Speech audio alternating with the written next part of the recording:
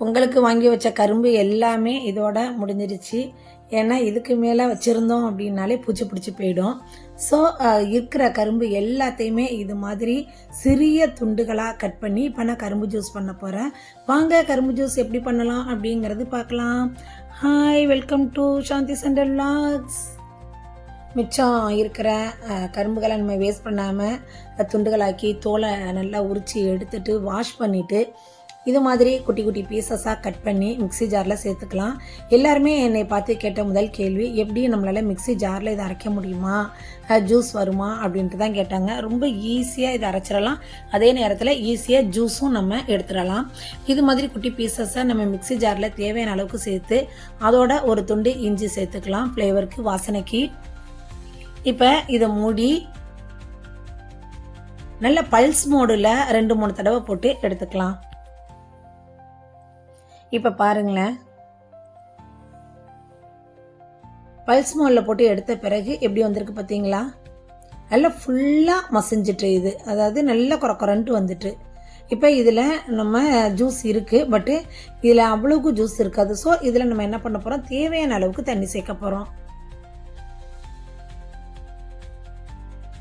1 tumbler அளவுக்கு தண்ணி சேர்த்துக்கோங்க. இதில் நிறைய டிப்ஸ் அண்ட் ட்ரிக்ஸ் நிறைய சொல்லியிருக்கேன், அதனால் மிஸ் பண்ணாமல் ஸ்கிப் பண்ணாமல் வீடியோவை ஃபுல்லாக பாருங்கள். இப்போ இதில் ஜூஸ் வரணும் அப்படின்னா நம்ம எந்த அளவுக்கு கரும்பு துண்டுகள் சேர்க்குறோமோ அதற்கு தகுந்தது மாதிரியான தண்ணியை நம்ம தான் சேர்த்துக்கணும். நான் 1 டம்ளர் அளவுக்கு தண்ணி சேர்த்து நல்லா திரும்பவும் மிக்சியை 2-3 தடவை நல்லா ஓட்டி எடுத்துகிட்டு வந்துட்டேன். பாருங்கள், இப்போ கரும்பு ஜூஸ் ரெடி ஆயிடுச்சு. இதில் 1 துண்டு இஞ்சி சேர்த்துருக்கேன். ஒரே தடவையாக எல்லா கரும்பையும் சேர்க்காம எந்த அளவுக்கு நீங்கள் கரும்பு துண்டுகள் வச்சுருக்கீங்களோ அதற்கு தகுந்தது மாதிரி 2-3 தடவையாக இதில் போட்டு எடுத்துக்கலாம். நம்ம மிக்சியில் போட்டு அரைச்சி எடுத்துக்கலாம். இப்போ இதை ஒரு வடிகட்டியால் வச்சு வடிகட்ட போகிறோம். நம்ம உடனே கரும்பு ஜூஸ் குடிக்க போகிறோம், எல்லாருக்குமே உடனே ஒரே நாளுக்கு தான் அதாவது கரும்பு ஜூஸ் சரியாக இருக்கும் அப்படின்னா நல்ல கையால் பிழிஞ்சு எடுத்துருங்க. நம்ம நாள்பட்டு 2-3 நாளைக்கு நம்ம வச்சுக்கிறோம் அப்படின்னா கை யூஸ் பண்ணாமல் இது மாதிரி கரண்டியை வச்சு நல்லா அமுக்கி விட்டு ஒட்டை பிழிஞ்சு எடுத்துருங்க.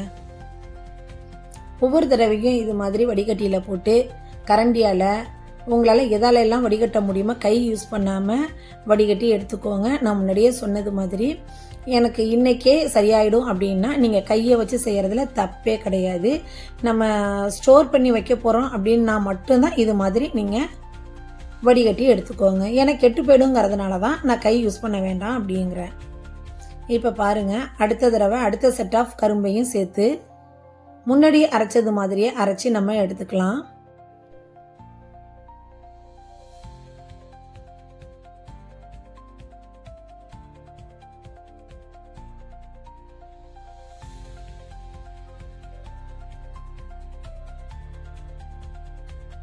நான் முன்னாடி என்ன மெத்தடில் சொன்னேன்னா அதே மாதிரி தேவையான அளவுக்கு தண்ணீர் சேர்த்து அரைச்சி திரும்பவும் எல்லாத்தையுமே வடிகட்டி எடுத்துக்கலாம். இதை நம்ம அப்படியே பாட்டிலில் ஸ்டோர் பண்ணி வச்சுக்கிட்டு நமக்கு தேவைப்படும் போது டம்ளர்லேயே கிளாஸில் ஊற்றி நம்ம குடிச்சிக்க வேண்டியது தான். அதனால் கரும்பு துண்டுகளை தயவு செஞ்சு வேஸ்ட் பண்ண வேண்டாம். பாருங்கள், எவ்வளோ கரும்பு சக்கை வந்திருக்கு பார்த்தீங்களா? எனக்கு இந்த அளவுக்கு எனக்கு ஜூஸ் கிடச்சிருக்கு பார்த்தீங்களா? இந்த ஜூஸையுமே திரும்பவும் நீங்கள் ஒரு சாதாரண அல்லாது ஒரு மெல்லிய துணி இருந்துச்சுன்னா மெல்லிய துணியில் வடிகட்டிக்கோங்க, இல்லை ஒரு வடிகட்டியில். ஏன்னா அதுலேயுமே திப்பி திப்பியாக அந்த சக்கைகள் இருக்கும், குடிக்கும் போது தொண்டையில் மாட்டும். அதனால் திரும்ப 1 தடவைக்கு 2 தடவை நல்லாவே வடிகட்டி எடுத்துக்கோங்க. பார்த்தீங்களா? நல்லா வடிகட்டின பிறகு திரும்பவும் இது மாதிரி இருக்குது. இது மாதிரி நம்ம கொஞ்சம் அலுப்பு படாமல் 2-3 தடவை வடிகட்டி இதை ஒரு கிளாஸ் பாட்டிலில் ஸ்டோர் பண்ணி நீங்கள் ஃப்ரிட்ஜில் வச்சுருங்க. தயவு செஞ்சு வெளியில் வச்சிட வேண்டாம். ஏன் அப்படின்னா நானே மறந்துட்டு ஒரு நாள் வெளியில் வச்சுட்டேன், அப்போ கெட்டு போயிடுச்சு. அதனால் வெளியில் வைக்க வேண்டாம், நீங்கள் உள்ளுக்குள்ளே ஃப்ரிட்ஜில் வச்சு ஸ்டோர் பண்ணிவிடுங்க. நான் கிளாஸ் பாட்டிலில் ஊற்றி ஸ்டோர் பண்ணிட்டேன். இதே மாதிரி நீங்களும் பண்ணுங்கள்.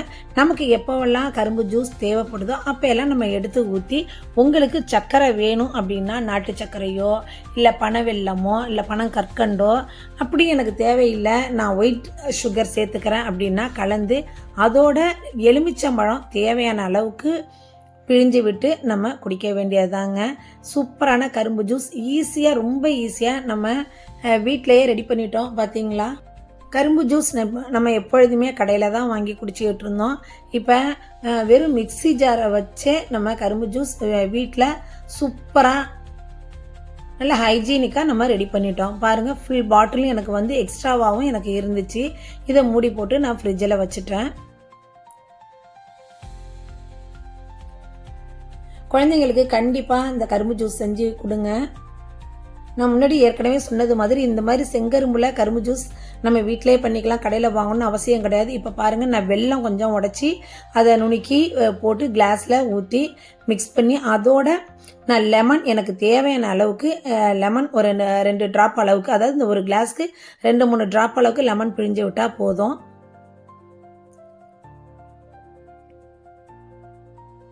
பாருங்கள், இது மாதிரி நீங்களும் செஞ்சு வீட்டில் உள்ளவங்க எல்லாருக்குமே கொடுங்க. வீட்டில் கெஸ்ட் வந்தாங்கன்னா அவங்களுக்கும் கொடுங்க. கரும்பு சீசன் முடிய போது கண்டிப்பாக இந்த மாதிரி கரும்பு ஜூஸ் செஞ்சு எல்லாரையுமே அசத்துங்க. இந்த வீடியோ உங்களுக்கு பிடிச்சிருந்துச்சுன்னா லைக் பண்ணுங்கள், ஷேர் பண்ணுங்கள், கமெண்ட் பண்ணுங்கள். புதுசாக பார்க்குறீங்க அப்படின்னா சாந்தி அண்ட் ரிலாக்ஸை சப்ஸ்கிரைப் பண்ணிவிட்டு பாருங்கள். உங்கள் ஃப்ரெண்ட்ஸ் அண்ட் ரிலேட்டிவ்ஸ்க்கு நிறைய ஷேர் பண்ணுங்கள்.